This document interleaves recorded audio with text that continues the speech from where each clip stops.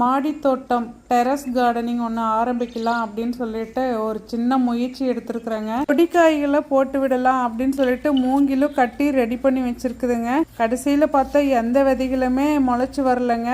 ஒரே ஒரு தொட்டியில் போட்ட வெள்ளரிக்காய் மட்டும் எல்லா விதைகளுமே முளைச்சி வந்துருச்சு. அது ஒரே தொட்டியில் வச்சோம்னா நல்லா வளர்ச்சிக்கு கரெக்டாக இருக்காது அப்படின்னு சொல்லிட்டு அதில் ஒரு 4-5 நாற்றுகளை பிடுங்கி நம்ம எந்தெந்த இடத்துல எல்லாம் அந்த கொடியை கொஞ்சம் ஏற்றி விடுறதுக்கான இடம் இருக்குதோ அங்கே எல்லாத்துலேயும் வச்சு கையோட நம்ம எந்த செடிகள் நட்டுனாலும் தண்ணி நம்ம ஈரமே இருந்தாலுமே நம்ம கொஞ்சம் தெளித்து விடணும்.